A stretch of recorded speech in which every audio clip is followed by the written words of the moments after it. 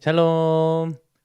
네, 오늘은 여러분들과 함께 나누었으면 하는 찬양이 있어가지고 준비해서 왔는데요. 여러분들과 함께 찬양으로 예배를 시작하도록 하겠습니다. 하나님의 사랑이라는 찬양인데요. 무척 짧고 되게 쉬워요. 그래서 여러분들이 듣고 한번 따라서 불러보았으면 좋겠습니다. 함께 찬양해 볼게요.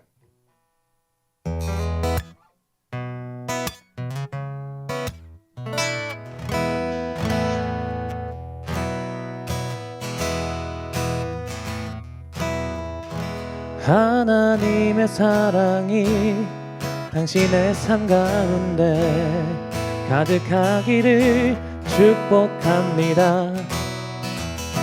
하나님의 은혜가 우리 가운데 가득하길 기도합니다. 하나님의 사랑이 당신의 삶 가운데 가득하기를 축복합니다. 하나님의 은혜가 우리 가운데 가득하길 기도합니다. 자, 어때요? 되게 쉽죠? 여러분들도 한번 따라서 불러보았으면 좋겠습니다. 그러면은 이번에는 저 혼자 부르는 것이 아니라 함께 따라서 찬양을 해보도록 하겠습니다. 다시 한번 찬양해 볼게요.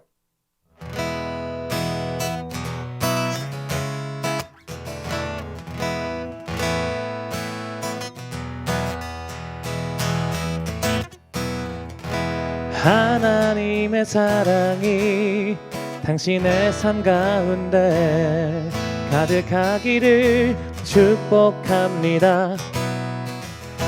하나님의 은혜가 우리 가운데 가득하길 기도합니다. 하나님의 사랑이 당신의 삶 가운데 가득하기를 축복합니다. 하나님의 은혜가 우리 가운데 가득하길 기도합니다. 마지막으로 한 번 더.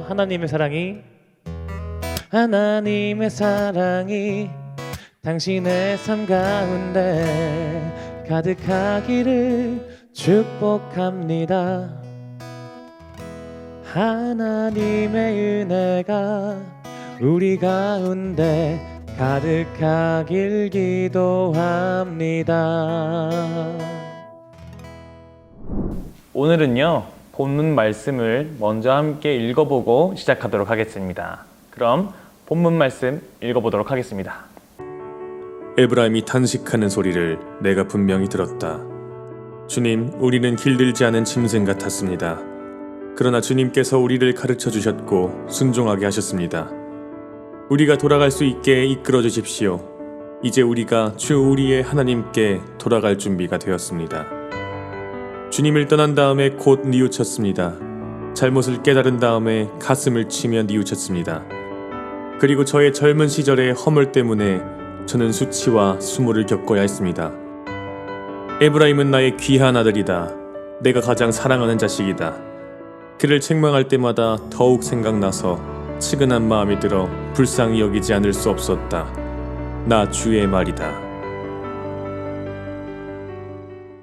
자, 지난주 말씀 기억하시죠? 앞으로 함께 하나님의 여러 모습들을 함께 살펴보면서 그 모습들 속에 담겨있는 우리를 향한 사랑이 어떤 것인지 그것을 알아보자고 말씀드렸었죠. 오늘은 그 첫 번째 시간입니다. 바로 부모님과 같은 모습을 가진 하나님에 대해서 함께 알아보려고 합니다. 여러분 혹시 부모님께 혼나보신 적 있으신가요? 저는 있습니다. 진짜 매우 크게 혼났던 적이 있었는데요. 물론 제가 크게 잘못을 했습니다. 뭐 이유 없이 혼났던 그런 건 아니었어요. 아버지랑 약속했던 것이 있었는데 제가 어겼습니다. 그래서 어떻게 됐을까요? 아무런 일도 일어나지 않았습니다. 그래서 생각했어요. 나 생각보다 잘 숨기는 걸까? 라고 생각을 했었는데 그래가지고 뭐 조마조마하면서 다시 한번 또 시도해봤죠. 그런데 역시 아무런 일도 일어나지 않았습니다. 그래서 저는 점점 더 담대해지기 시작했습니다. 계속 반복해봤고 요리들이 들키지 않고 잘 피해 다니면서 그렇게 했던 것 같아요. 그런데 세상에 저 혼자만의 착각이었습니다. 저희 아버지께서는 전부 다 알고 계셨더라고요. 그런데 그냥 알아서 깨닫고 뉘우치기를 바라셨던 것이었습니다. 그런 줄도 모르고 저는 그냥 마음 놓고 마음대로 저지르고 있었던 거죠. 결국 그날 밤은 저에게 잊을 수 없는 밤이 되었습니다. 아버지의 진노가 저에게 임했던 것이죠. 그때는 막 용서를 빌어도 정말 늦었더라고요. 그 어떤 말도 아버지의 진노를 멈출 수가 없었습니다. 저는 그때 체벌을 당하면서 훈계를 당했는데 정말 역대급으로 아팠습니다. 그제서야 저는 제 잘못 아주 시게 회개했습니다. 부모님께서 체벌을 꺼내 드실 때는 어떤 때인가요? 참고 또 참아도 안 될 때 비장의 카드로 꺼내시는 거죠. 그런데 그때 우리가 주목해 봐야 될 것은요, 혼내셨다라는 그 사실보다 왜 혼내셔야만 했을지, 또한 우리를 혼낼 때 어떤 심정이었는지 그것도 조금 살펴보았으면 좋겠어요. 그렇게 저를 혼내시고 아버지께서는 정말 펑펑 우셨습니다. 나중에 어머니께 들었습니다. 저를 때린 것이 너무나 마음이 아파가지고 너무나 사무쳐가지고 그렇게 울었다라고 말씀해 주시더라고요. 오늘 본문에서 나오는 에브라임은 이스라엘을 뜻합니다. 이스라엘은 하나님을 배신하고 하나님이 아닌 다른 신을 섬기는 일을 계속해서 반복해 왔어요. 그때마다 하나님께서는 선지자들을 이스라엘에 보내십니다. 계속 선포하셔요. 그러지 마라. 잘못된 길로 가지 마라. 죄악에 빠지지 마라. 다시 돌아와라 이렇게 계속 선포하십니다. 그렇게 하나님께서는 이스라엘 백성들이 뉘우치기를 바라셨는데 이스라엘 백성들은 그 말씀에 귀를 기울이지 않습니다. 이렇게 살아도 마음대로 살아도 별일 없는 것 같으니까 그냥 마음 놓고 마음대로 살아요. 결국 그들은 하나님의 말씀에 귀를 기울이지 않고 멋대로 살다가 큰일을 당합니다. 앗수르라는 나라에 의해서 멸망을 당하게 돼요. 그 지경이 되어서야 백성들은 하나님을 찾기 시작합니다. 주님, 저희가 잘못했습니다. 주님께서 우리를 가르쳐 주셨는데 저희가 그 말을 듣지 않았습니다. 제발 저희를 다시 이끌어 주세요. 그러면 말 정말 잘 들을게요. 이렇게 이야기를 하고 있는 거예요. 하나님께서는 앗수르를 통해서 이스라엘 백성들에게 훈계하신 거죠. 그렇게 훈계하실 때 하나님의 심정이 어떠했을지 20절 말씀에 나와 있습니다. 에브라임은 나의 귀한 아들이다. 내가 가장 사랑하는 자식이다. 그를 책망할 때마다 더욱 생각나서 측은한 마음이 들어 불쌍히 여기지 않을 수 없었다. 나 주의 말이다. 이스라엘을 책망할 때마다 측은한 마음이 들었다, 이렇게 말씀하고 계시죠. 이 단어를 다른 말로 살펴보면 창자가 들끓는 듯한 그런 고통을 느끼셨다라고 합니다. 여러분, 인간이 느낄 수 있는 가장 큰 고통, 아주 극악무도한 고통에 대해서 아시나요? 몇 가지가 있는데 그 중에 하나가 바로 단장의 고통이라고 하죠. 창자가 끊어지는 고통을 의미합니다. 그런데 지금 하나님께서 그의 사랑하는 자녀 이스라엘을 혼내실 때 바로 그런 고통을 느끼셨다라는 거예요. 우리가 생각하고 우리가 느낄 수 있는 가장 최악의 고통, 그 고통을 느끼셨다라는 겁니다. 그 이유는 이스라엘이 너무나 사랑하는 하나님의 자녀이기 때문이죠. 너무나 사랑하는 우리 자식들이 아파하는 모습을 보니까 너무 힘들었다라는 거예요. 그렇게 힘든데 왜 훈계를 하셨을까요? 주님, 주님의 백성을 구원해 주십시오. 이스라엘의 남은 자를 구원해 주십시오. 이렇게 선포하고 찬양하여라.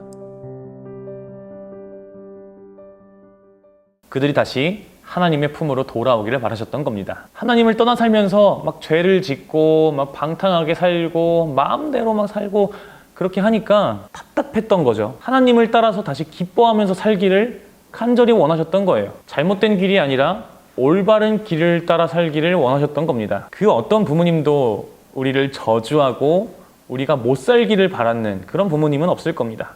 모든 부모님들은 우리가 잘 되기를, 잘 살기를 바라시죠. 저는 이번에 본가에 다녀왔습니다. 저희 부모님께서는 인천에 살고 계시는데요. 참 서로에 대한 배려심이 너무 깊어가지고 저는 부모님을 뵐 수가 없었습니다. 코로나가 시작된 이후로 저는 지금까지 집에 한 번도 못 갔었는데 아버지께서 일을 하시다가 혹시라도 코로나를 저한테 옮기실까봐 너무 걱정되셔가지고 저를 못 오게 했었어요. 그래서 명절 때도 못 갔었고요.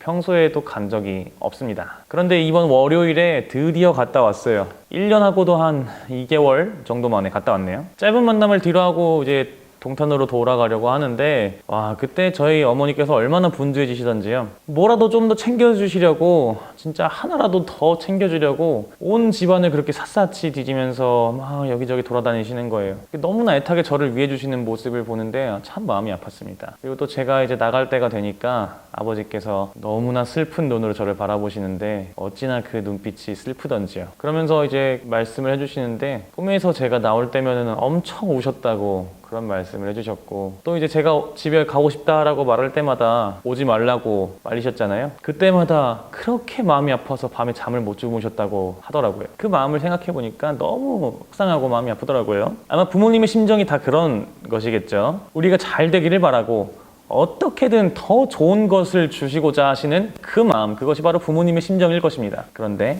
하나님도 그러셨다는 겁니다. 그들이 눈물을 흘리면서 돌아올 것이며 그들이 간구할 때에 내가 그들을 인도하겠다. 그들이 넘어지지 않게 평탄한 길로 인도하여 물이 많은 시냇가로 가게 하겠다. 나는 이스라엘의 아버지고 에브라임은 나의 맏아들이기 때문이다. 나는 지친 사람들에게 새 힘을 주고 굶주려서 허약해진 사람들을 배불리 먹이겠다. 우리가 때로 하나님을 잊고 살아가고 하나님의 뜻대로 살아가지 않고 하나님을 떠나서 잘못된 방향으로 막 걸어가고 있을 때 하나님께서는 그런 우리를 바라보시면서 창자가 들끓는 듯한 고통을 느끼고 계신 것입니다. 계속 외치고 계셔요. 제발 돌아와라. 나의 사랑하는 나의 자녀야. 제발 돌이켜서 나와 함께하자. 내가 너를 인도해 줄 거야. 너가 넘어지지 않도록 도와줄 것이고 너에게 가장 좋은 것들을 줄 거니까 그러니까 제발 나와 함께하자. 정신 차리고 제발 돌이켜라. 이렇게 간곡하게 창자가 들끓는 고통을 느끼시면서 말씀하고 계신 것입니다. 자, 여러분 이 하나님의 마음을 잘 기억하셨으면 좋겠습니다. 지금도 우리와 함께하고 싶으셔서 우리를 부르고 계셔요. 여러분 하나님을 잊어버리지 마시고요. 하나님으로부터 떠나지 마시고요. 이번 한 주도 우리를 부르시는 그 간절한 외침에 귀를 기울여 보셨으면 좋겠습니다. 그래서 이렇게 기도하면서 한 주를 살아보셨으면 좋겠습니다. 하나님의 뜻을 알게 해달라고, 그리고 그 뜻을 따라 살아갈 수 있게 해달라고, 언제나 하나님의 말씀을 따라서 올바른 길로 걸어갈 수 있게 해달라고 그렇게 기도하면서 한 주를 보내셨으면 좋겠습니다. 하나님께서는 우리를 넘어지지 않게 해주시고 가장 좋은 길로 이끌어 주실 것입니다. 우리의 그 기도를 하나님께서 무척 기뻐하신다는 거예요. 그것을 기억하시면서 이번 한 주도 하나님의 사랑을 느끼며 하나님께 우리의 마음을 드리며 살아가는 여러분 되시기를 간절히 소망합니다.